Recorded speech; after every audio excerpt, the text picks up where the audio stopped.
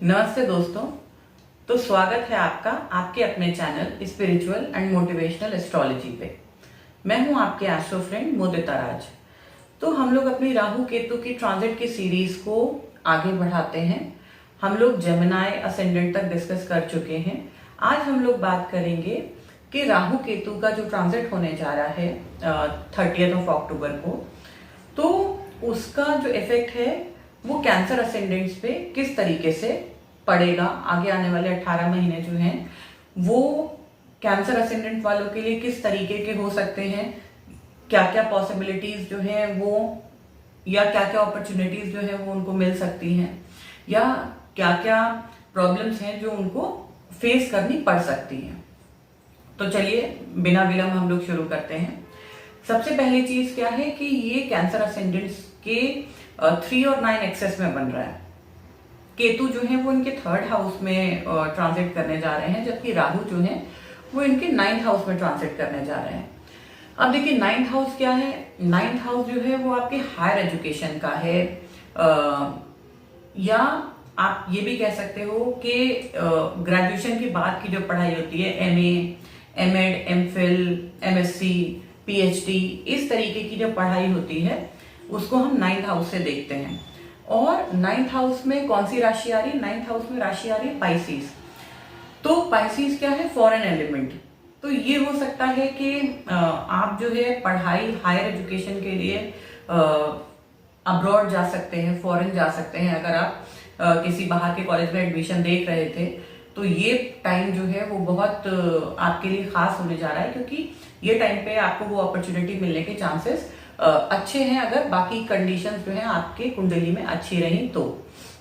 उसके अलावा क्या है, ये भी हो सकता है कि आपका रुझान किसी फॉरेन लैंग्वेज की तरफ या किसी फॉरेन कल्चर की तरफ जो है वो हो जाए। आप कोई नई भाषा या ऐसी किसी चीज के ऊपर रिसर्च करना शुरू कर दें जो एंशिएंट हो, जो पुरानी हो, या जिसके बारे में जो है जो जनरली सब लोग नहीं समझते हो। जैसे अगर हम आज की डेट में बात कर लें, जबकि संस्कृत जो है वो हमारे भारत की जो है वो साधारण बोलचाल की भाषा हुआ करती थी कभी, लेकिन अभी क्या है, संस्कृत पढ़ने और समझने वाले बहुत कम लोग हैं। तो आप कह सकते हो कि ये एक तरीके से एलियन लैंग्वेज है। जो कॉमन पीपल है उनकी समझ में नहीं आती संस्कृत, तो उनके लिए वो एक एलियन लैंग्वेज हो गई। तो हो सकता है आपका रुझान जो है वो संस्कृत की तरफ, या ऐसी जो है धार्मिक पुस्तक या उपनिषद, वेद, इस तरफ, ये चीजों की तरफ आपका झुकाव बढ़े, ये सब चीजें पढ़ने की आपको इच्छा हो, या इन चीजों में आप रिसर्च वगैरह करना शुरू कर सकते हैं। इसकी भी पॉसिबिलिटीज है। देखिए धार्मिक कार्यों में रुचि मैंने इसलिए बोला क्योंकि जुपिटर की जो राशि है उसमें राहु जो है वो जा रहे हैं। अब जुपिटर भी एक्सपेंशन है और राहु भी एक्सपेंशन है, तो ये हो सकता है कि क्योंकि राहु जो है वो नॉर्मल नॉर्म्स को कभी नहीं मानते, तो नॉर्मल आदमी जो है वो पूजा पाठ करता है, तो राहु जो है वो कहते हैं कि नहीं, मैं तो कर्म योग से जो है मोक्ष की प्राप्ति करूंगा, मैं जो है दूसरों की सेवा करके ईश्वर की भक्ति करूंगा, या मैं स्पिरिचुअलिटी, मेडिटेशन, योगा से जो है ईश्वर की भक्ति करूंगा। तो इस कारण से क्या हो सकता है कि नेटिव के अंदर या नेटिव के फादर के अंदर, क्योंकि 9th हाउस इन्फ्लुएंस हो रहा है, नेटिव भी हो सकता है, नेटिव के फादर भी हो सकते हैं। और अगर हम थोड़ा सा और लूज वे में बात करें तो जैसे आपके स्पाउस का जो भी यंगर सिबलिंग है उसकी लाइफ में भी ये चीज की पॉसिबिलिटी है, क्योंकि 9th हाउस 7th से 3rd पड़ता है। तो उस कंडीशन में क्या है कि देखिए आप अपने आप जो है इन लोगों का इंक्लिनेशन स्पिरिचुअलिटी और इन चीजों की तरफ होने की संभावनाएं बढ़ जाती हैं।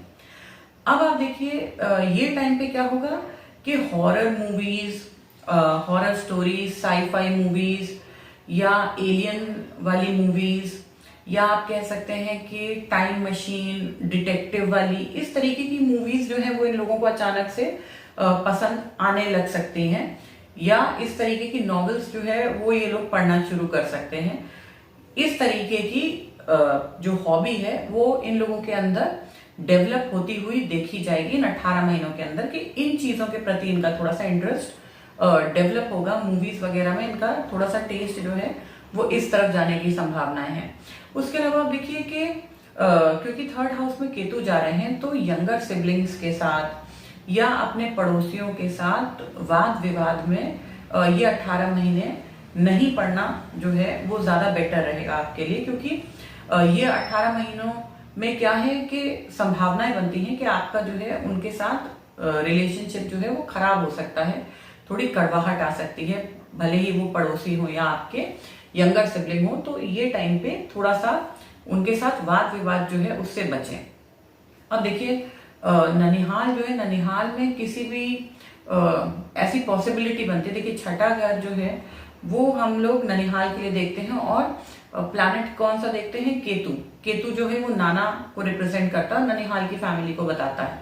तो आप देखिए कि ननिहाल में पॉसिबिलिटी ये हो सकती है कि किसी की मतलब आप कह सकते हैं कि डेथ जो है वो आपको सुनने को मिल सकती है, अनटाइमली डेथ सुनने को मिल सकती है ननिहाल में, क्योंकि थर्ड हाउस जहां पे केतु आ रहे हैं वो 8वें से 8वां है। अगर हम बात करें तो वहां पे केतु जो है उनका ट्रांजिट जा रहा है, ट्रांजिट में वो आ रहे हैं, तो ननिहाल साइड में थोड़ा ये वाला प्रॉब्लम हो सकता है, क्योंकि 6th हाउस से जो है थर्ड हाउस वो आपका 10th हाउस पड़ता है।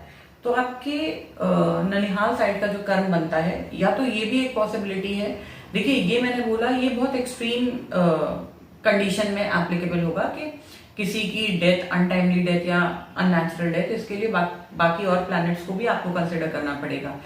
लेकिन अगर हम पॉजिटिव साइड में बात करें, अगर उसके ऊपर मैलेफिक इन्फ्लुएंस नहीं है, तो ये भी हो सकता है कि आपके नाना या आपके मामा इस 18 महीने के बीच में वो अपने जॉब से रिटायर हो, क्योंकि केतु क्या है, मुक्ति देता है। छठे घर से 10वां होने के कारण जो है केतु वो हो सकता है नाना को या मामा को या मामी को, तो ननिहाल की फैमिली में कोई इन 18 महीनों में रिटायर भी हो सकता है, तो इस चीज की भी पॉसिबिलिटी बनती है। अब देखिए फादर जो है, फादर क्योंकि पिता के लिए हम 9th हाउस देखते हैं जहां पे राहु जो है उनका ट्रांजिट है। अब देखिए ये हो सकता है कि फादर की हेल्थ जो है उसमें थोड़ा सा प्रॉब्लम आने की संभावना है, क्योंकि वहां पे राहु का ट्रांजिट जो है वो ये बताता है कि फादर जो है उनकी हेल्थ में थोड़ा सा फ्लक्चुएशन रहेगा, कभी बहुत ज्यादा तबीयत खराब हो जाएगी, कभी ठीक हो जाएंगे, कभी बीमार हो जाएंगे, कभी बहुत बीमार हो जाएंगे, क्योंकि 12th राशि जो है वो हॉस्पिटलाइजेशन की भी है, जो कि जहां पे राहु का ट्रांजिट होने जा रहा है। तो इस चीज की संभावनाएं बनती हैं फादर के साथ कि उनको आप जो है उनकी स्वास्थ्य का जो है थोड़ा सा ध्यान रखें कि फादर जो है अगर वो बीमार पड़ते हैं तो आप उनको तुरंत जो है वो डॉक्टर से कंसल्ट करिए और करवाइए। उसके अलावा देखिए कि राहु जो है अगर हम बात करें कि 9th हाउस क्योंकि धर्म का भी होता है, 9th हाउस हम 9th हाउस से मंदिर भी देखते हैं, और राहु जो है वो दुर्गा जी को भी जैसे अगर हम बोले कि राहु के आराध्य देवी जो है वो दुर्गा जी हैं और सरस्वती जी हैं, तो राहु भगवान जो है वो भी देवी के उपासक है। तो ये हो सकता है कि क्योंकि 9th house long distance travel भी है, तो आप ऐसे किसी मंदिर में जाएं जो पहाड़ पे हो, क्योंकि राहु जो है वो पीक बताता है, किसी भी माउंटेन जो है, शिखर की जो चोटी होती है जिसको हम पीक बोलते हैं, वो राहु रिप्रेजेंट करते हैं। तो आप ऐसे किसी मंदिर जा सकते हैं, जैसे आपका मनसा देवी हो गया, वैष्णो देवी हो गया, इस टाइप की तीर्थ जो है वो आपको दर्शन करने के लिए अंदर से जो है आपकी इच्छा होगी, और बहुत संभावनाएं हैं कि आप जो है वहां पे जाने के लिए अंदर से आपके अंदर जो इच्छा होगी और आप जाएंगे भी, अगर आपके चार्ट में बाकी चीजें भी सपोर्ट कर रही होंगी इस 9th हाउस के राहु को। उसके अलावा अगर हम बात करें तो देखिए 3rd हाउस में केतु आ गया। 3rd हाउस में केतु आने से क्या है कि ये टाइम पीरियड में आपको मोबाइल से और कंप्यूटर हो गया या इस तरीके के जो भी मरकरी से जुड़े हुए जो भी सिग्निफिकेशंस हैं, उन चीजों में आपके प्रॉब्लम आ सकती है। जैसे हो सकता है मोबाइल में कोई प्रॉब्लम आ जाए, मोबाइल गिर जाए, टूट जाए, क्योंकि केतु जो है वो ब्रेक करने का भी कारक है। तो हो सकता है आपका मोबाइल टूट जाए, लैपटॉप खराब हो जाए, या इस तरीके की चीजें हो सकती हैं। अब 3rd हाउस एक चीज और है, वो है आपका वे ऑफ कम्युनिकेशन। देखिए सेकंड हाउस आपकी स्पीच है, लेकिन आप अपनी स्पीच को किस तरीके से प्रेजेंट करते हैं उसके लिए हम थर्ड हाउस को देखते हैं। तो थर्ड हाउस में जब केतु आएंगे तो आप देखेंगे कि ये 18 महीने में नेटिव के साथ क्या होगा कि उसको थोड़ा सा कटा कटा वो सोशल गैदरिंग, सोशलाइज होने में, पार्टी जाने से वो थोड़ा सा बचने लगेगा। मोबाइल और ये सोशल नेटवर्क जो है, सोशल मीडिया जो प्लेटफॉर्म्स है, ये सब जो है यूट्यूब वगैरह, ये वो देखना जो है वो कम कर सकता है। या ये कह सकते हैं कि मोबाइल से जो है मुझे डिटॉक्स चाहिए, तो मैं 1 महीने अपना मोबाइल यूज नहीं करूंगा, मतलब मिनिमम यूज करूंगा कि दिन में जो है मैं 1 घंटा मोबाइल यूज करूंगा, बाकी टाइम में मोबाइल नहीं छूऊंगा। तो इस तरीके की चीजें जो है ये भी आ सकती हैं। या ये भी हो सकता है कि इंसान मौन जो है रखने की उसकी बहुत जो है कीन डिजायर हो। जैसे आप ऐसे कह सकते हैं, जैसे जो कोर्सेज चलते हैं इनर इंजीनियरिंग के या विपासना सेंटर्स जो हैं, जहाँ पे आप 21 दिन के लिए या 11 दिन के लिए, जितने भी दिन की रिट्रीट होती है, आप उसमें जाते हैं। वहां आपका मोबाइल वगैरह सब रख लिया जाता है, आपको बात करना अलाउ नहीं होता, किसी से आई कांटेक्ट मिलाना जो है, आंखों से आंखें मिलाना अलाउड नहीं होता है। इसलिए होता है ताकि आप अंदर से इंट्रोस्पेक्शन कर पाए। तो हो सकता है कि ये टाइम पे बहुत ज्यादा जो कैंसर असेंडेंट्स हैं उनके अंदर ये डिजायर आए और वो विपासना सेंटर्स में या इनर इंजीनियरिंग के जो कोर्सेस हैं उसमें जाएं, एनरोल करें और अपने आप को स्पिरिचुअली ऊंचा उठाने की कोशिश जो है वो करेंगे इस टाइम पे। और बहुत हद तक अपने आप को स्पिरिचुअली ये लोग ऊपर उठा भी लेंगे, क्योंकि उसका कारण क्या है? देखिए 9th हाउस आपका भाग्य का स्थान है, राहु आ रहे हैं तो वो आपके भाग्य को बढ़ा ही देंगे। हालांकि फ्लक्चुएशंस देंगे, लेकिन फिर भी वो आपके भाग्य को बढ़ाने का ही काम करेंगे एक तरीके से। देखिए इसके अलावा क्या है, अगर हम बात करें तो मॉनेटरी गेन्स की अगर हम बात करें, देखिए मॉनेटरी या आप ऐसे कह लीजिए कि केतु जो है जब वो तीसरे घर में आते हैं तो जो त्रिकोण बनता है 3, 7, 11 का, 3, 7, 11 में जो है कैंसर असेंडेंट की कौन सी राशि आ रही है?